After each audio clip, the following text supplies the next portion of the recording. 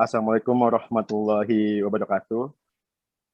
Kami dari kelompok 3 di sini akan mempresentasikan materi dari staffing. Berikut beberapa nama kelompok kami, yaitu ada Afriliana Nurfadilah, saya sendiri Budiman Prasetyo, lalu Fatur Rahman, lalu ada Heri Kurniawan, lalu ada M. Hilal Hikmatullah, lalu Nurul Amri, Ragil Wibowo, dan Rizky Suryabadi.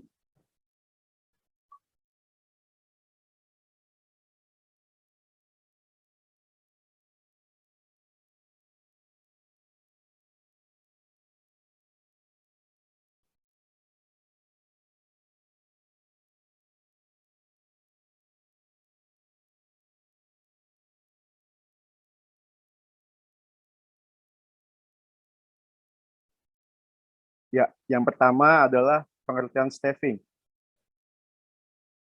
Staffing merupakan salah satu fungsi manajemen berupa penyusunan personalia pada suatu organisasi, sejak dari merekrut tenaga kerja, pengembangannya sampai dengan usaha agar setiap tenaga kerja memberikan daya guna yang maksimal bagi perusahaan. Di dalam menyusun sebuah organisasi, perlu sekali pembagian tugas yang sebaik-baiknya dan memberi wewenang-wewenang yang tepat. Namun demikian, yang lebih penting lagi ialah menempatkan orang secara tepat pada tempat-tempat sesuai struktur organisasi yang telah ditetapkan. Perlu disadari bahwa manusia adalah unsur terpenting dalam keberhasilan suatu organisasi.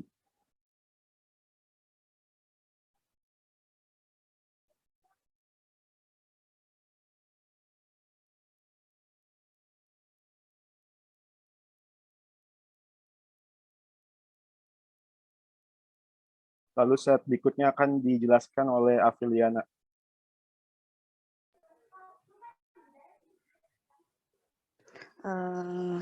Oke, di sini saya akan menjelaskan Susanto mengatakan bahwa aset organisasi yang paling penting dan harus diperhatikan oleh manajemen adalah manusia, sumber daya manusia atau human resource. Hal ini bermuara pada kenyataan bahwa manusia merupakan elemen yang selalu ada dalam setiap organisasi. Manusia membuat tujuan-tujuan, inovasi, dan mencapai tujuan organisasi.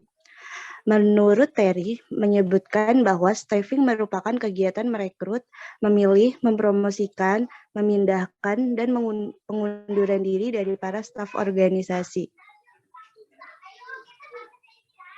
Lalu tujuan penyusunan personalia yaitu menurut Janet Parks, tujuan penyusunan personalia adalah terwujudnya sinergitas pekerja sesuai dengan seluruh tugas dan kewajibannya, terwujudnya mekanisme kerja yang kooperatif, efektif, dan terpadu, lalu memudahkan pekerjaan dengan keahlian pada bidang masing-masing menyelesaikan tugasnya dengan baik, lalu mendorong pekerjaan untuk memberikan daya guna dan hasil guna yang maksimal bagi organisasi. Lalu akan dilanjutkan dengan Heri.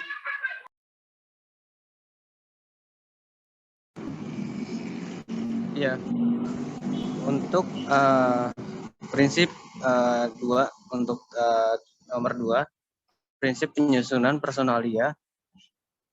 Menurut Janet B. Parks, bukunya tahun 2007, halaman 339, dalam penempatan berlaku prinsip utama yaitu the right man in the right place and time, yang berarti bahwa setiap personal ditempatkan pada unit kerja yang sesuai dengan keahlian dan kecakapannya.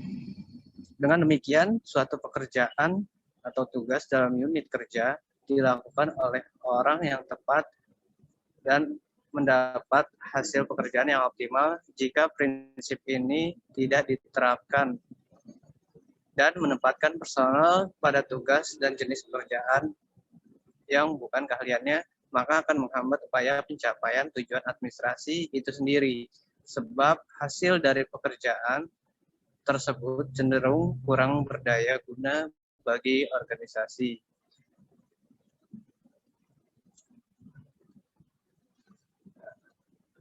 Ah, ini bentuk penyusunan personalia di mana ada perencanaan sumber daya manusia, penarikan tenaga kerja, penyeleksian, pengenalan, orientasi atau kita sebut orientasi, latihan atau pengembangan karyawan, terus sama penilaian pelaksanaan kerja, sama pemberian balas jasa dan penghargaan.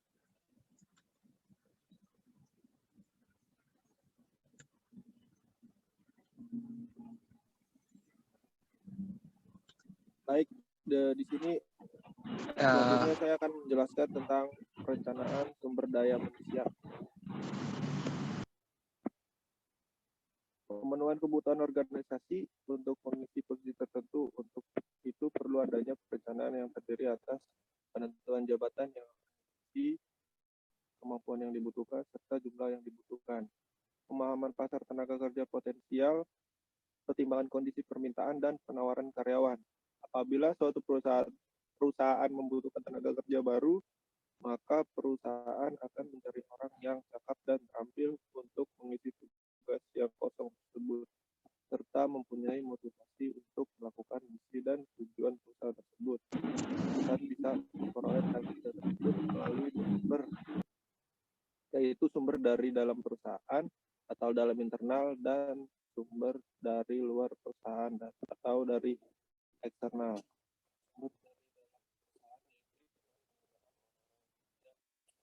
Dalam perusahaan tersebut, terutama dalam rangka promosi dan jabatan. Sedangkan sumber yang berasal dari luar, seperti dari sekolah-sekolah, departemen tenaga kerja, iklan, teman pegawai perusahaan, dan lain-lain.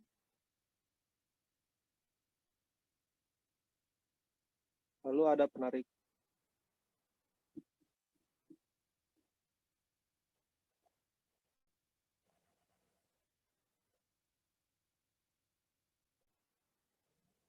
Lalu ada penarikan tenaga kerja atau rekrutmen. Rekrutmen karyawan dilakukan untuk menggantikan pekerja lama yang telah berhenti dikarenakan pensiun, meninggal, mengundurkan diri, atau diberhentikan karena suatu kebijakan tertentu oleh perusahaan.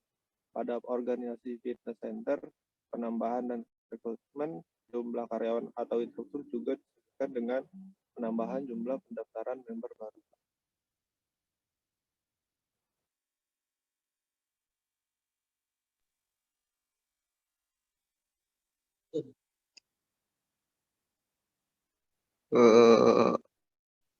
Lalu yang ketiga, penyelesaian tenaga kerja. Seleksi adalah kegiatan untuk mendapatkan tenaga kerja yang paling cakap dan memenuhi persyaratan jabatan. Dalam proses seleksi ini diadakan penilaian sifat-sifat dan karakteristik calon pegawai yang diterima, yaitu calon yang memenuhi syarat sebagaimana telah ditentukan. Dalam rekrutmen karyawan, terjadi tahapan pengumuman pendaftaran. Tahapan pendaftaran sesuai bidang yang dibutuhkan, serangkaian tes atau seleksi, dan pengumuman kelulusan. Para peserta yang lulus seleksi akhir dinyatakan sebagai karyawan baru yang siap berkontribusi pada organisasi. Kemudian yang keempat, pengenalan dan orientasi organisasi. Orientasi atau masa pengenalan pegawai baru perlu diadakan, tetapi bukan dengan melempar pegawai begitu saja dalam kelompok kerja yang masih asing baginya tanpa ada bimbingan dan persiapan mental. Calon pegawai baru melalui masa percobaan dan hendaknya dipandang sebagai salah satu fase dalam proses seleksi. Pada masa percobaan ini, atasan dapat menilai kualitas pegawai baru. Orientasi pegawai sangat penting, terutama bagi perusahaan besar di mana pimpinan tidak mungkin mengadakan pegawai langsung. Masa percobaan ini merupakan proses penerimaan pegawai dari penerimaan sampai diterimanya pegawai tersebut menjadi pegawai tetap atau secara resmi. Yang kelima akan dijelaskan oleh Bapak Ragil. Terima kasih Pak Nurul. Oke, di sini untuk yang keenam. Oke. Untuk yang kelima, penilaian pelaksanaan kerja karyawan. Pada dasarnya, penilaian pegawai itu mempunyai manfaat ganda. Mohon maaf, untuk pelatihan dan pengembangan karyawan. Di sini, untuk tenaga kerja perlu dilatih dan dikembangkan agar dapat melaksanakan pekerjaan dengan baik. Manfaat dari latihan dan pengembangan adalah untuk mempermudah seseorang melakukan tugasnya. Dengan adanya latihan dan pengembangan yang baik, maka perusahaan akan memperoleh tenaga kerja yang cakap dan terlatih sehingga dapat melakukan pekerjaannya dengan efisien. Dalam melaksanakan tugasnya, seorang karyawan itu tidak mungkin statis, tetapi harus dinamis, serta senantiasa berusaha untuk dapat meningkatkan prestasi dan hasil karyanya. Oleh karena itu, keterampilan dan pengetahuan karyawan sangatlah perlu dikembangkan melalui in-service training. Kemudian untuk penilaian pelaksanaan kerja karyawan.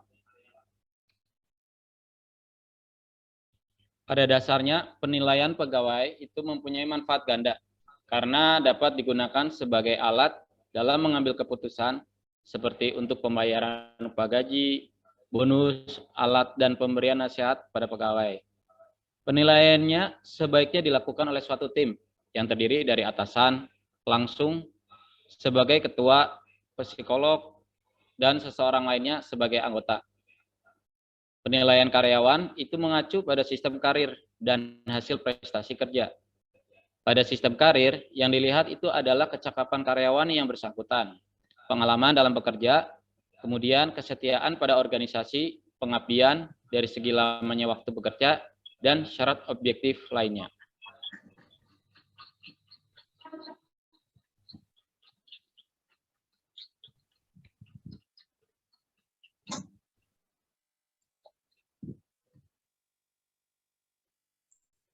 Selanjutnya untuk pemberian batas jasa dan penghargaan. Kompensasi diberikan sebagai balas jasa dan penghargaan kepada karyawan. Kompensasi yang diberikan perusahaan bisa sebagai alat untuk memotivasi pegawai agar bekerja dengan lebih baik. Kompensasi merupakan komponen biaya yang besar bagi perusahaan.